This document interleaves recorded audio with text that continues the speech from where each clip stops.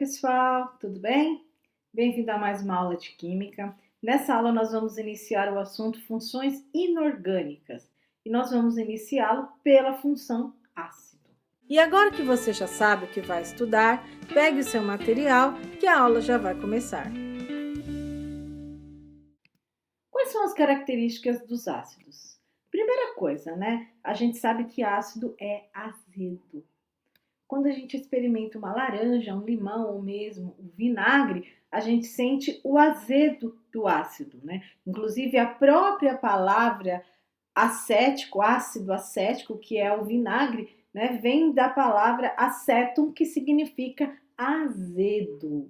Então, os ácidos, eles são conhecidos há muito tempo e uma das características deles é o sabor azedo.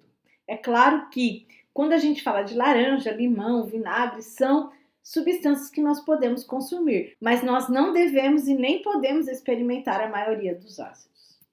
Além de ser azedos, os ácidos são compostos hidrogenados, isso quer dizer que todos apresentam hidrogênio na sua fórmula, pois todos os ácidos reagem com o metal zinco, liberando o gás hidrogênio. Além disso, eles são formados por estruturas moleculares, isso quer dizer que eles fazem ligação covalente. E por isso, quando são colocados em solução aquosa, eles sofrem um processo de ionização. Os ácidos, por sofrerem um processo de ionização em solução aquosa, eles conduzem corrente elétrica e no polo negativo a liberação do gás hidrogênio, ou seja, sofre hidrólise. Mas o que são ácidos? Segundo Arrhenius, o ácido é toda substância que em água libera como único cátion o íon H+, ou H3O+, chamado de hidrônio ou hidroxônio.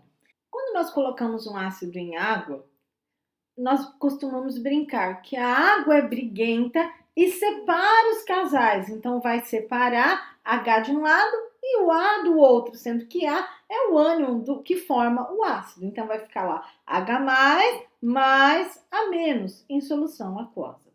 Essa reação também pode ser escrita da seguinte maneira. Eu tenho o ácido mais a água e essa quebra vai ocorrer da seguinte maneira. Vai formar o íon hidrônio e o A+.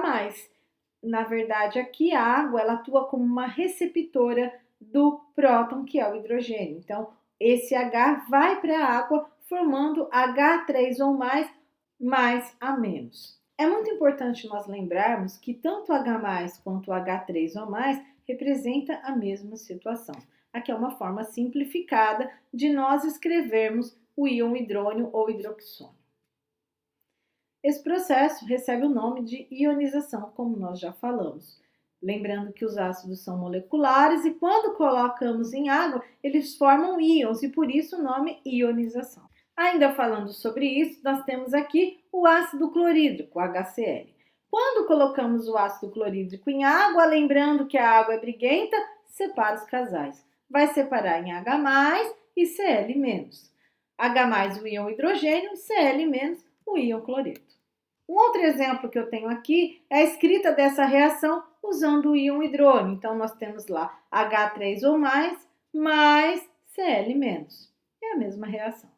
Qual a fórmula geral dos ácidos? Para ser ácido tem que ter H, íon hidrogênio. E para ser ácido tem que ter um ânion qualquer, tá certo, pessoal? Então, a fórmula geral dos ácidos, H+, e um ânion qualquer. Por que tem sempre H+? Porque ácidos liberam íons H+. Então, eu preciso ter H+, ok? Nós temos dois tipos de ácidos. Os ácidos que contêm oxigênio e os ácidos que não contêm oxigênio. Nós vamos conhecer primeiro os que não apresentam oxigênio em sua composição. Esses são os hidrácidos. Como é que a gente diferencia o hidrácido de um oxiácido? Pela terminação. Então, os hidrácidos que são aqueles que não apresentam oxigênio, eles terminam em hídrico. Então, eu escrevo o nome dele ácido, nome do elemento, mais a terminação hídrico. Então, por exemplo, o HF. O F é flúor, então ácido fluorídrico. Então, ó, o nome do elemento mais a terminação hídrico. HCl, um dos ácidos mais importantes dos hidrácidos. Nós temos lá ácido, nome do Cl, cloro. Clorídrico. Tiro o O e põe o hídrico. Depois, HBr. Como é o nome do BR, professora? É bromo, então ácido bromídrico. HI, ácido iodídrico. Lembrando que esses elementos, né, são os elementos do grupo 7A, halogênios. Ficou claro que Brahma imitou Antártica. E só falta aqui o elemento astato, que é raro. Depois, nós temos aqui H2S. S, enxofre, mas nós chamamos ele de sulfuro, que é o nome dele no latim. Ácido sulfídrico. E por último, o ácido CN, não é um elemento, na verdade são dois elementos, ácido cianídrico, CN, chamado de ciano. Vamos falar um pouquinho do ácido clorídrico. O ácido clorídrico ele é extremamente importante, ele tem um nome comum chamado de ácido muriático. Esse ácido muriático é utilizado para limpar pedras e outras coisas mais. Mas uma coisa muito importante que a gente tem que saber é que o ácido clorídrico está presente no nosso suco gástrico. O suco gástrico que nós temos no estômago, que é responsável pela digestão dos alimentos, é extremamente ácido, mais ácido até do que um refrigerante. Por quê? Porque ele contém ali o ácido clorídrico que vai ajudar a digestão dos alimentos.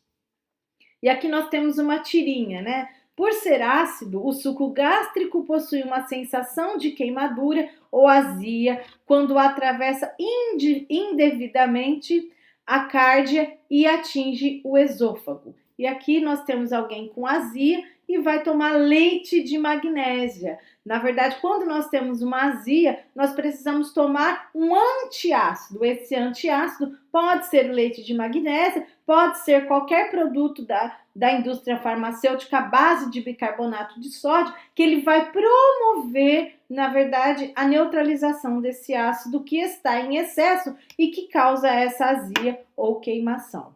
É muito comum quando a gente apresenta vômito, a gente sente aquela queimação e você quer beber água. E essa queimação é porque, na verdade, o suco gástrico saiu do seu estômago e ele vai para o esôfago até a sua boca. E essa sensação é desagradável. Mas o fato de nós termos ácido clorídrico no estômago não significa que a gente pode ingerir o ácido clorídrico, porque ele também é tóxico. Ele tem que ficar no lugar apropriado, onde tem uma parede apropriada, para que não haja, né, uma corrosão dessa parede do estômago. É claro que o ácido clorídrico em excesso ele vai fazer mal.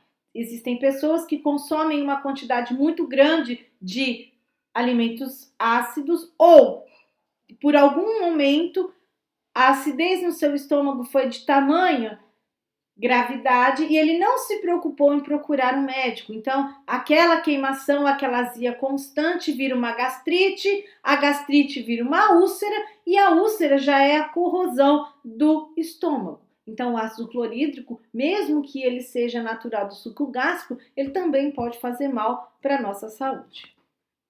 Agora nós temos aqui o ácido clorídrico, perigo, ácido clorídrico. O ácido clorídrico ele é utilizado para fazer essas peças lindas, né? Que é o jateamento do vidro. O ácido clorídrico ele é um dos mais temidos dos químicos. Por quê? E na verdade nem está relacionado com a sua acidez, mas com a agressividade do flúor em contato com o corpo humano. Ele pode chegar até os ossos e uma pequena exposição pode provocar um ataque do coração. Ácido sulfídrico. Cheiro de ovo podre. O ácido sulfídrico é responsável pelo cheiro de ovo podre. Quando nós sentimos aquele odor de ovo podre, na verdade a gente está sentindo o cheiro de ácido sulfídrico, que é um gás amarelado. Aqui eu tenho do lado ovos cozidos. Já cheirou ovo cozido, pessoal? Ovo cozido apresenta muitas vezes o cheiro de ovo podre. Não significa que ele está podre. Mas as proteínas, né, do ovo, elas possuem na sua estrutura enxofre. E quando ocorre a desnaturação, provoca o aparecimento de sulfeto de enxofre. Esse sulfeto de enxofre, que é um gás tóxico e tem um cheiro inconfundível de ovo podre, também está presente nos ovos cozidos. Ah, professora, mas eu posso comer? Pode. Por quê? Porque a quantidade produzida no caso do ovo cozido é muito pequena e não apresenta nenhum risco à saúde. O ácido cianídrico é um ácido bastante conhecido, principalmente porque ele foi usado na câmara de gás para execução. Nos Estados Unidos ainda, em alguns países onde a pena de morte é permitida, eles utilizam esse gás para executar os condenados ao corredor da morte. Mas ele também foi tristemente utilizado, né, para executar os judeus no Holocausto. O ácido cianídrico, então, portanto, ele é um gás venenoso. E o ácido cianídrico também é encontrado na mandioca. Tá? Existem dois tipos de mandioca. A mandioca que a gente pode consumir, que tem uma pequena quantidade de ácido cianídrico. Ela não faz mal para a nossa saúde. Mas existe também as mandiocas que são chamadas de mandiocas bravas. Elas contêm uma grande quantidade de ácido cianídrico e geralmente elas são utilizadas na indústria para fabricação desse ácido ou, na verdade, eles retiram o ácido para fabricar farinha de mandioca, tapioca e assim por diante. O consumo de mandiocas bravas pode levar à morte.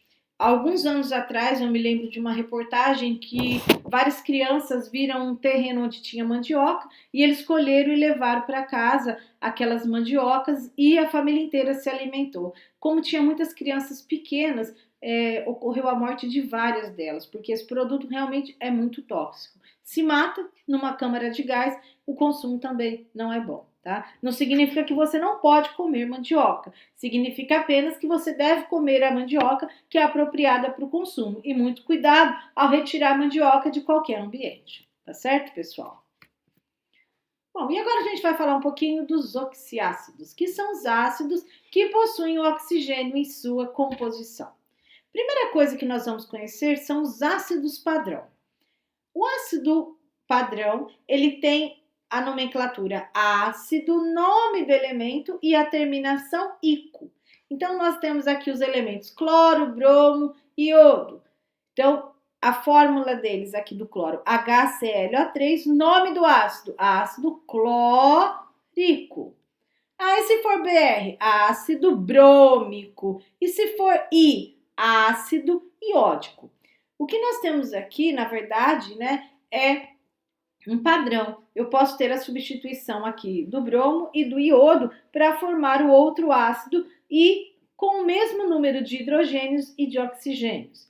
Depois, enxofre, selênio e telúrio podem formar o ácido que tem essa fórmula, H2, no caso aqui S ou Se ou Te, O4. Então, nós temos aqui o ilustre ácido sulfúrico. Do grupo do fósforo, PaS-ISB, nós temos aqui o ácido fosfórico. Esses são os ácidos mais comuns, pessoal. Silício e germânio podem formar o ácido que tem H4SiO4, ácido silícico no caso aqui. O boro, ácido bórico, ácido carbônico e ácido nítrico. Nossa, professora, mas é muita coisa. Como é que nós vamos decorar tudo isso daí? Então, se liga na brincadeira. Então, nós temos aqui nitrogênio, carbono, boro, cloro, enxofre, fósforo e silício. E uma frase para vocês. Não como bolo claro, só pão sírio. Não como bolo claro, só pão sírio.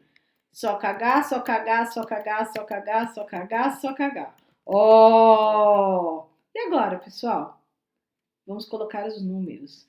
1, 2, 3. 1, 2, 3, 4. 3, 3, 3, 3, 4, 4, 4. Então, não como bolo claro, só pão sírio. Só cagar, só cagar, só cagar. 1, 2, 3. 1, 2, 3, 4. 3, 3, 3, 3, 4, 4, 4.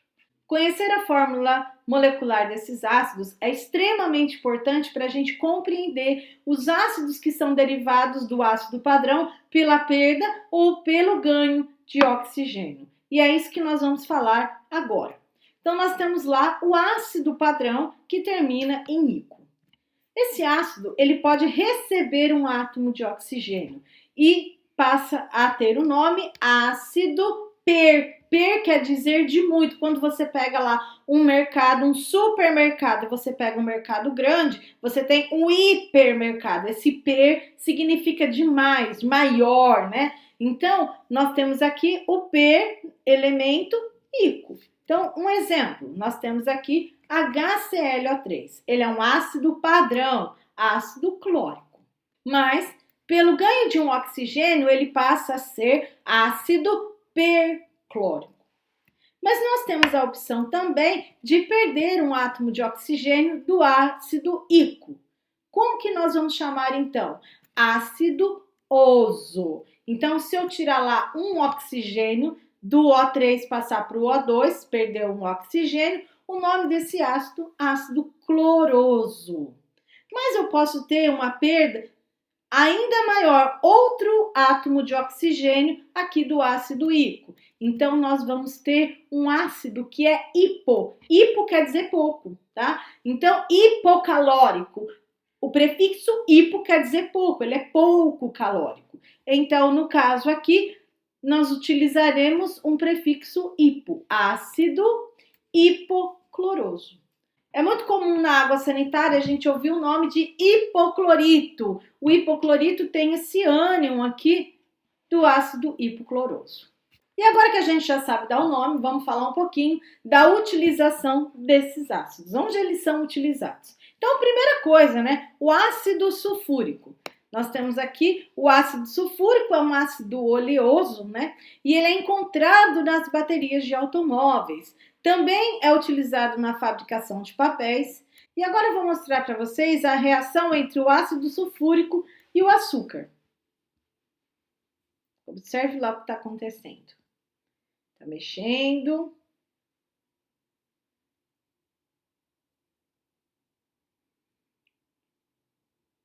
Nós observamos aí a desidratação do açúcar pelo ácido sulfúrico. Olha a quantidade de vapor de água que está sendo liberado e ocorre uma expansão do volume. Na verdade, o açúcar está virando carvão, pessoal, e liberou água. E uma brincadeirinha. Alguém sabe o que é H2SO4? Eu sei, professora, tá na ponta da língua. Cospe que é ácido sulfúrico. Uma brincadeirinha para a gente se divertir. E agora, ácido fosfórico. O ácido fosfórico é encontrado nos refrigerantes. Ele é utilizado como acidulante dos refrigerantes e também na fabricação de fertilizantes. O ácido carbônico é utilizado na fabricação de bebidas gasosas. Ele é utilizado como gaseificante. Ele é um ácido estável e sofre decomposição em água e gás carbônico. Portanto, ele é um ácido fraco. Quando nós temos ácido carbônico, nós observamos as borbulhas de gás carbônico que são eliminadas quando o frasco está aberto. O ácido nítrico, ele é utilizado na fabricação de explosivos, como dinamite, ele é utilizado na fabricação de salitre e também utilizado na fabricação de fertilizantes. É um ácido super importante. O ácido nítrico e o ácido sulfúrico são responsáveis pela chuva ácida. Na verdade, quando a gente fala de chuva ácida, a água da chuva já é naturalmente ácida, devido à presença do gás carbônico na atmosfera. Então, a água reage com o gás carbônico, formando o ácido carbônico. Esse ácido carbônico, que é um ácido fraco e instável, ele faz com que o pH da chuva seja normalmente 5,6. Mas os vulcões, a queima de combustíveis fósseis, a poluição industrial liberam na atmosfera óxidos de enxofre e de nitrogênio. Esses óxidos reagem com a água da chuva, formando os ácidos sulfúrico e nítrico, que diminuem o pH da chuva para menor que 4,5. e essa chuva é considerada ácida. Então, nós temos aqui uma imagem onde nós temos as emissões dos óxidos de nitrogênio e de enxofre e a formação das chuvas ácidas. Nem sempre aonde ocorre a formação da chuva ácida é onde vai ocorrer a precipitação também. Então, nós temos aqui a formação do ácido sulfúrico. Quando é queimado combustíveis como a gasolina, como o óleo diesel, e até mesmo a fumaça que sai dos vulcões carrega uma grande quantidade de enxofre. No caso dos combustíveis, esse enxofre é uma impureza. Ele reage com o oxigênio do ar, formando dióxido de enxofre. O dióxido de enxofre, por sua vez, reage com o oxigênio, formando o trióxido de enxofre. Esse trióxido de enxofre reage com a água da chuva, formando ácido sulfúrico. O mesmo acontece com o ácido nítrico. O nitrogênio reage com o oxigênio do ar, formando o dióxido de nitrogênio, enquanto que esse dióxido de nitrogênio reage com a água da chuva, formando ácido nítrico. E o que causa a chuva ácida? A chuva ácida ela pode provocar a acidificação dos lagos, promovendo a morte dos peixes. Ela também pode destruir, queimar as florestas, as folhagens e plantações e tudo mais, além de corroer monumentos, principalmente à base de mármore. A chuva ácida teve a sua primeira aparição no século XIX, na cidade de Manchester, durante a Revolução Industrial. Isso acontece devido ao uso do carvão mineral para gerar energia nas máquinas térmicas. Então, desde lá até agora, nós temos emitido grande quantidade desses óxidos que são responsáveis pelo fenômeno chuva ácida. E agora vamos de volta à ionização dos ácidos e vamos tratar dessas reações de forma a conseguir escrevê-las. Aqui eu tenho o ácido clorídrico. Quando eu coloco o ácido clorídrico na água, o ácido clorídrico vai doar o seu hidrogênio para a água. Aquela brincadeira que a água é briguenta e separa os casais, na verdade é porque a água é um bom receptor de prótons. Então, o ácido é um doador de prótons. Ele vai doar o próton, no caso o hidrogênio, e vai sobrar lá do outro lado o íon cloreto. Essa é a maneira como ocorre a ionização. E como nós representamos essa reação que ocorre, a reação de ionização? Então, nós temos lá o ácido clorídrico mais a água formando H3O+, que é a representação dessa molécula aqui, porque a água recebe um próton, ela adquire carga positiva. Mais o quê? O íon cloreto que sobrou aqui do ácido clorídrico. Ou ainda podemos escrever HCl na presença de água, H+ e Cl-. Aqui nós temos o ácido clorídrico, eu tenho um átomo de hidrogênio e um átomo de cloro. Isso significa que a carga deles aqui é 1 e é 1. Então, quando sobe, ele volta aqui a ser +1 e -1 no caso.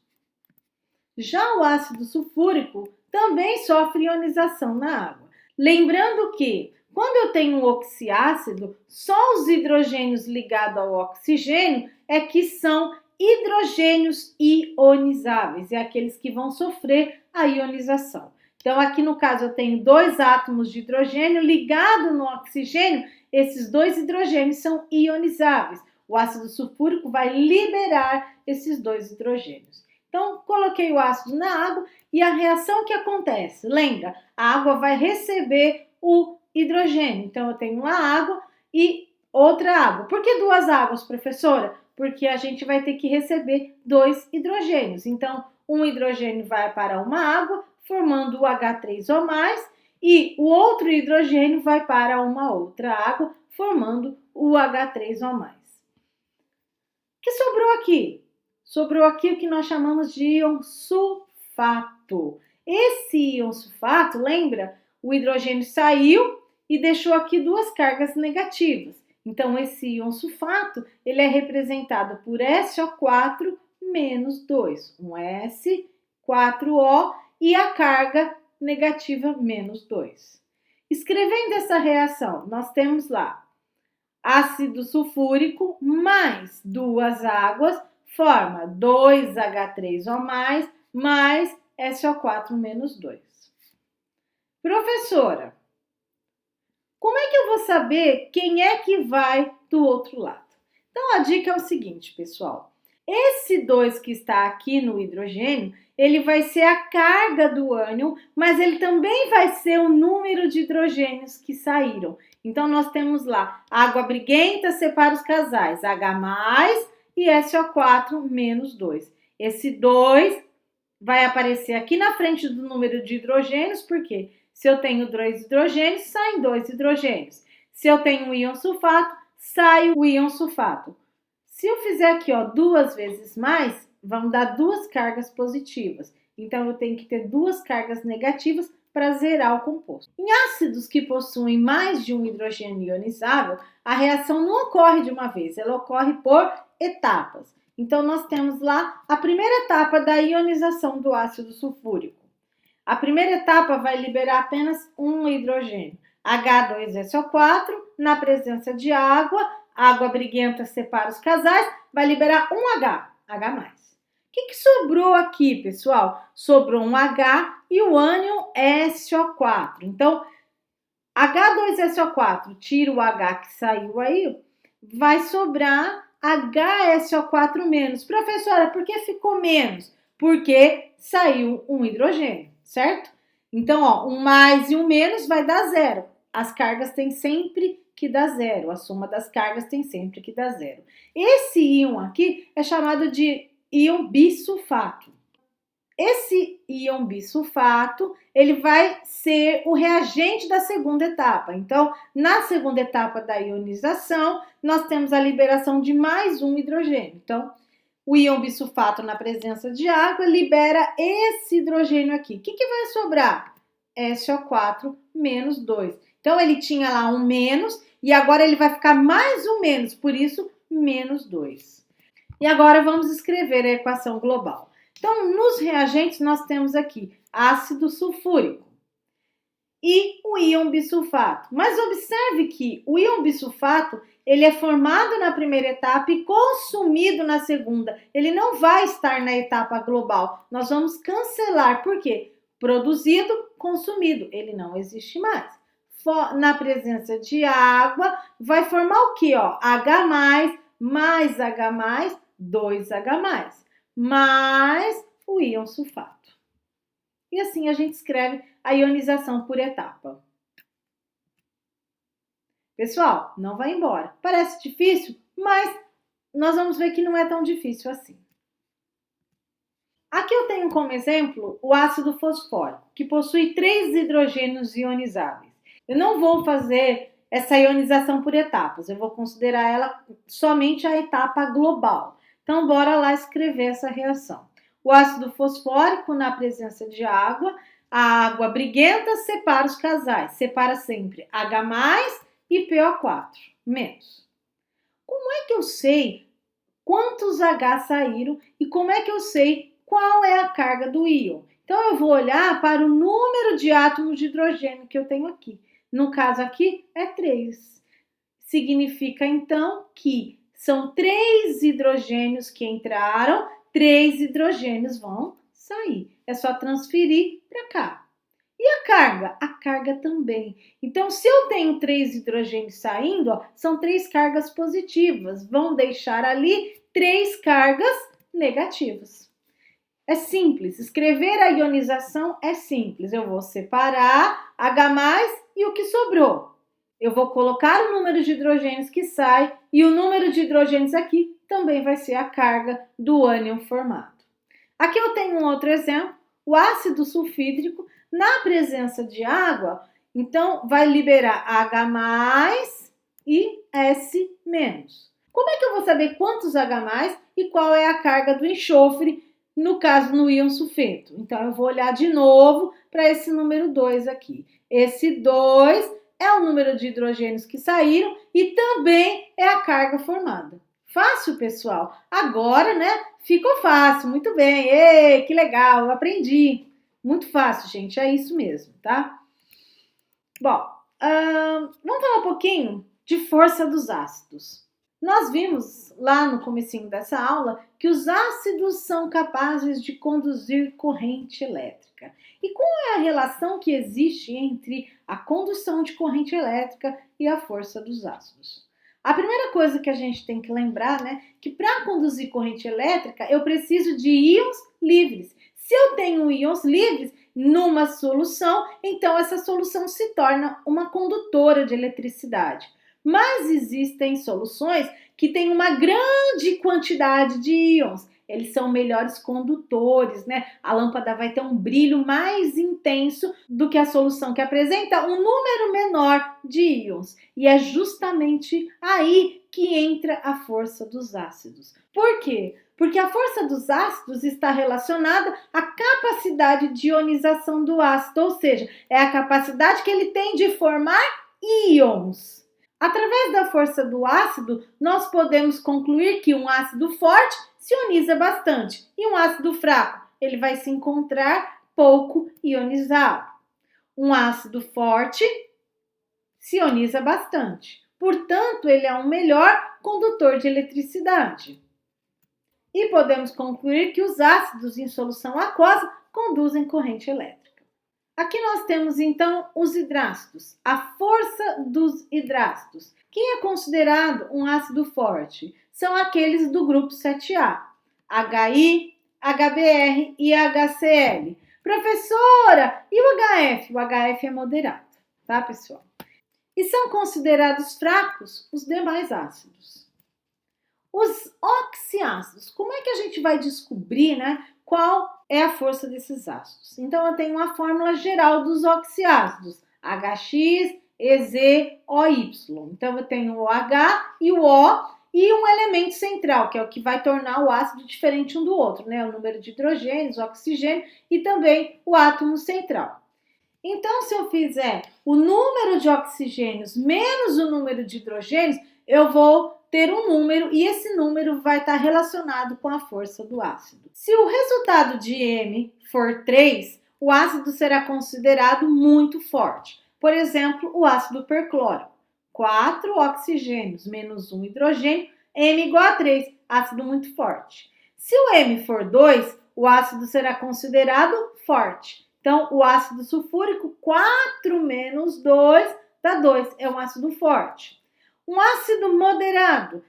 O ácido moderado tem o M igual a 1. Por exemplo, o ácido fosfórico. 4 menos 3 dá 1.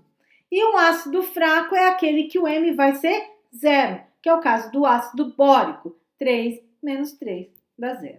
Então, ele é muito forte se essa diferença do número de oxigênios e de hidrogênios for 3. Forte se essa diferença for 2. Moderado se a diferença for 1 e fraco se a diferença for 0.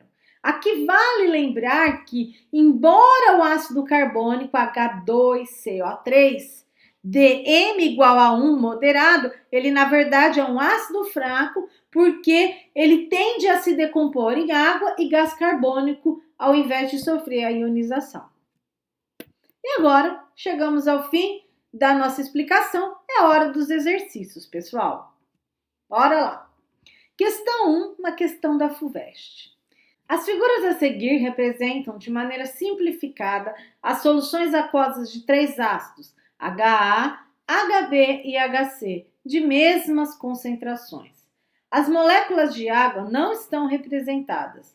Considerando essas representações, foram feitas as seguintes afirmações sobre os ácidos. Primeiro, HB é um ácido mais forte do que HA e HC.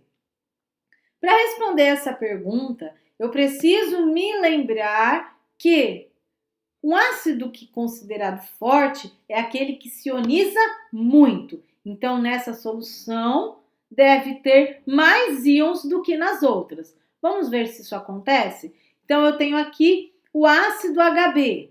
Esse HB, ele possui muito mais íons do que HA e muito mais íons do que HC. Então, eu posso dizer que o HB é mais forte que HA e HA é mais forte que HC. Por quê? Porque HC só tem poucos íons em solução. Essa afirmação é verdadeira. Uma solução aquosa de HA, esse aqui, deve apresentar maior condutibilidade elétrica do que uma solução aquosa de mesma concentração de HC. Então, se eu olhar aqui, ó, tem muito mais íons em HA do que em HC. Isso significa, sim, que HA apresenta maior condutibilidade elétrica que HC, tá certinho. Item 3. Uma solução aquosa de HC deve apresentar pH maior do que uma solução aquosa de mesma concentração de HB. Nesse caso aqui, eles têm a mesma concentração, mas como HB está mais ionizado do que HC, significa que HB tem mais íons H+ na solução e, portanto, o pH dessa solução vai ser menor. Se eu lembrar da escala de pH, o pH 0 é mais ácido do que o pH 1, que é mais ácido do que o pH 2 e assim por diante. Aumentar o pH significa deixá-lo menos ácido. Então, essa afirmação é verdadeira também. A alternativa que fala isso, 1, 2 e 3, verdade. Aí. Questão de número 2. A água régia, que é uma mistura capaz de atacar o ouro, consiste numa solução formada de 3 partes de ácido clorídrico e 1 parte de ácido nítrico. As fórmulas das substâncias destacadas, respectivamente. Então, eu tenho lá ouro, ácido clorídrico e ácido nítrico. O ouro, o símbolo do ouro é AU. Então, eu posso riscar a letra B e a letra D. Sobrou A, C e E. O ácido clorídrico é um ácido que não tem oxigênio. Então, já posso riscar a A e a E. Sobrou a alternativa C de casa. E o ácido nítrico, HNO3. Questão de número 3. Enem. O processo de industrialização tem gerado sérios problemas de ordem ambiental, econômica e social, entre os quais se pode citar a chuva ácida. Os ácidos usualmente presentes em maiores proporções na água da chuva são o ácido carbônico, formado pela reação do CO2 atmosférico com a água, o HNO3, o HNO2, o H2SO4 e o H2SO3, ácido nítrico, nitroso, sulfúrico e sulfuroso. Esses 4 últimos são formados principalmente a partir da reação da água com os óxidos de nitrogênio e de enxofre, gerado pela queima de combustíveis fósseis. A formação de chuva, mais ou menos ácida, depende não só da concentração do ácido formado, como também do tipo de ácido. Essa pode ser uma informação útil na elaboração de estratégias para minimizar esse problema ambiental. Se consideradas concentrações idênticas, quais dos ácidos citados no texto confere maior acidez às águas das chuvas? Então, nós precisamos lembrar, nós temos aqui vários ácidos citados no texto, né? E ele fala que a formação da chuva depende não só da concentração, mas também do tipo de ácido. Qual é a interferência, né, na verdade, do tipo de ácido? Isso está relacionado com a força do ácido. Então, nós precisamos considerar quais são os ácidos mais fortes. Então, ele cita lá o HNO3. Se nós fizermos aqui 3 menos 1, o HNO3 é um ácido forte. O HNO2, 2 menos 1, é um ácido moderado. H2SO4, 4 menos 2, o resultado é 2, é um ácido forte. 3 menos 2, que é o ácido sulfuroso, nós temos um ácido moderado. Então, o que ele quer saber aí é quais são os ácidos fortes, que são os que vão conferir maior acidez à água da chuva. Por quê? Porque está relacionado com a ionização, pessoal. Então, nós temos aqui o ácido nítrico e o ácido sulfúrico. Alternativa D de Deus. Questãozinha da FUVEST. Observe que uma solução aquosa saturada de HCl libera uma substância gasosa. Uma estudante de química procurou representar, por meio de uma figura, os tipos de partículas que predominam nas fases aquosa e gasosa desse sistema, sem representar as partículas de água. A figura com a representação mais adequada seria. Então, nós já sabemos, quando colocamos o ácido clorídrico ou outro ácido na água, a água briguente separa os casais. Então, vamos ver aqui esse primeiro. Ó. Letra A. O HCl está separado? Não. Ele está junto. Significa, então, que essa está errada. Letra B.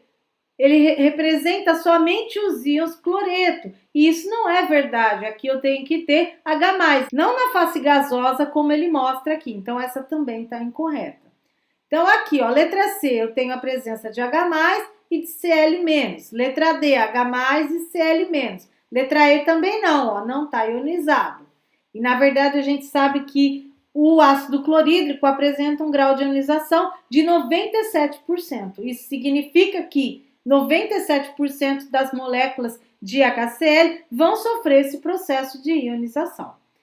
E agora, ficamos aqui entre a C e a D. O que nós vamos observar aqui na D? A presença de H2 e Cl2. É isso que ocorre? Não. Na verdade, quando nós abrimos um frasco de ácido clorídrico, a gente sente o cheiro do ácido clorídrico. Por quê? Devido à presença de hidrogênio ou de cloro? Não, devido à presença do próprio ácido na forma gasosa. Então, a alternativa que representa corretamente o que acontece na fase aquosa e na fase gasosa é a letra D. E nessa aula de química, você aprendeu que os ácidos em água liberam H+. Esse processo recebe o nome de ionização. Os hidrácidos são aqueles que não contêm oxigênio e terminam em hídrico. Já os oxiácidos contêm oxigênio, terminam em ico ou oso. É isso aí, pessoal. Chegamos ao fim de mais uma aula. Até a próxima aula. Tchau!